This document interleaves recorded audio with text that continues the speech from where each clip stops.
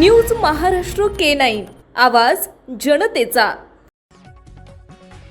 राष्ट्रवादी काँग्रेस शरदचंद्र पवार पक्षाचे प्रमुख शरद पवार यांनी मुख्यमंत्री देवेंद्र फडणवीस यांच्यावर पलटवार केला आहे। ते म्हणाले की सुनेत्रा पवार यांनी उपमुख्यमंत्री पदाची शपथ घेतल्याबद्दल मला आनंद आहे। अजित पवार आणि जयंत पाटील यांच्या दोन्ही पक्षांच्या विलीनीकरणाबाबत चर्चा झाली होती।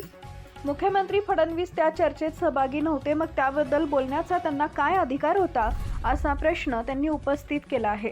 बारामती इथं झालेल्या पत्रकार परिषदेत राष्ट्रवादी काँग्रेसचे संस्थापक शरद पवार यांनी भारत आणि अमेरिका यांच्यातील नव्या व्यापार कराराबाबत सावधगिरीचा इशारा दिलाय। कराराचा संपूर्ण मसुदा अद्याप सार्वजनिक झालेला नसला तरी आतापर्यंत समोर आलेल्या बाबींवरून भारतीय शेतकरी आणि कृषी क्षेत्रासाठी चिंता निर्माण होत असल्याचं त्यांनी नमूद केलंय।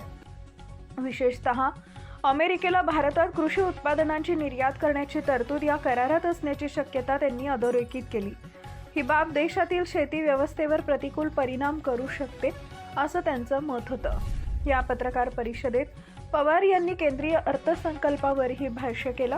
संसदेत अर्थसंकल्प सादर होताना आपण नेहमी उपस्थित असतो, मात्र अजित पवार यांच्या अपघातामुळे यावेळी दिल्लीला जाता आलं नाही असं त्यांनी सांगितलंय।